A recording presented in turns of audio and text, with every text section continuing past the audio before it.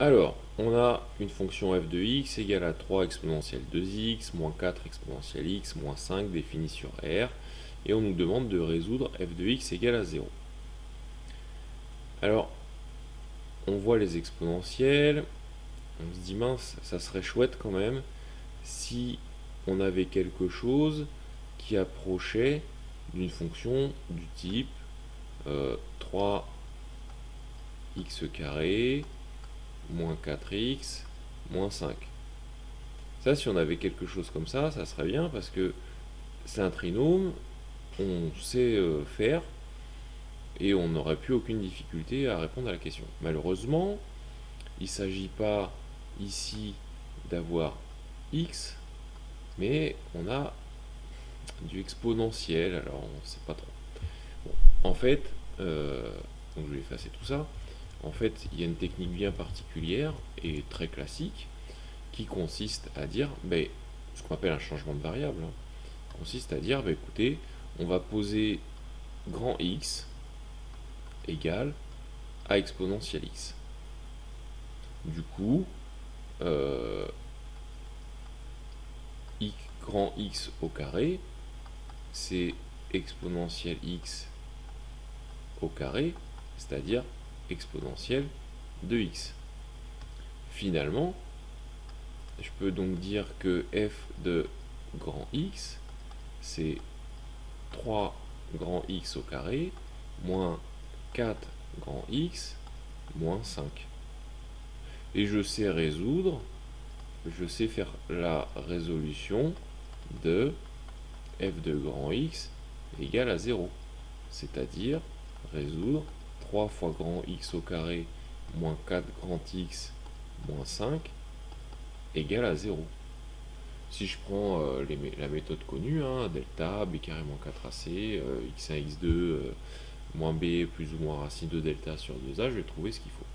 Alors, on prend une calculatrice et puis on fait le travail tout de suite. Alors allons-y.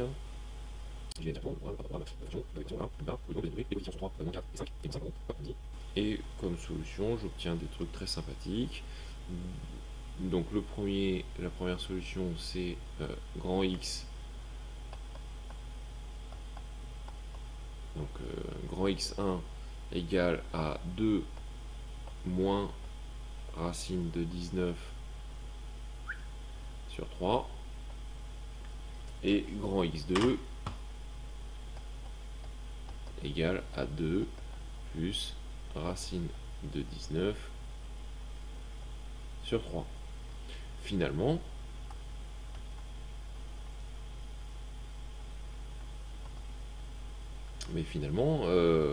qu'est-ce qu'on peut dire? Mais finalement, on peut dire que en remplaçant grand X par exponentielle X, on peut dire que on a exponentielle de X1 qui est égal à 2 moins racine de 19 sur 3 et exponentielle de x2 qui est égal à 2 plus racine de 19 sur 3.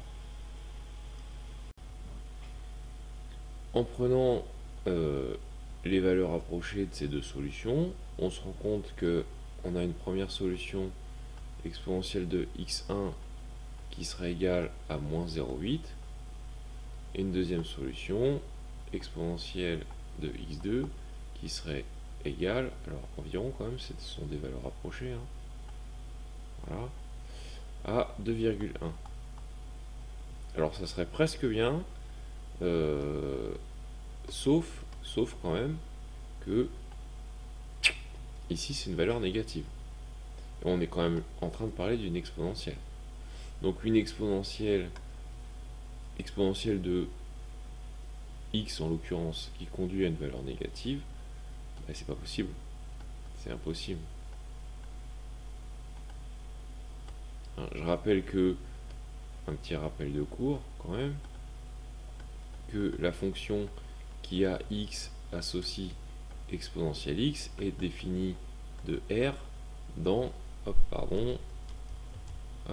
est définie de r dans R plus étoile, hein, c'est-à-dire que on ne peut obtenir que des valeurs strictement positives.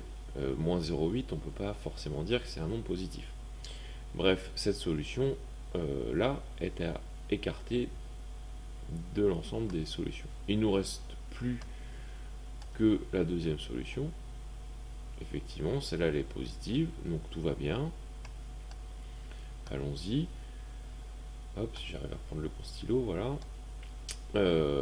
En prenant le logarithme népérien, qui est la fonction réciproque de l'exponentielle, je vais donc avoir x de e, qui est environ égal à logarithme népérien de 2,1.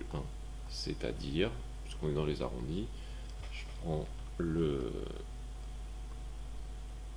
la calculatrice, tac, donc ln de 2,1, ça fait environ 0,74. Allez, 0,74. Voilà. Finalement, la résolution conduit à une unique solution qui est x égale environ égale à 0,74.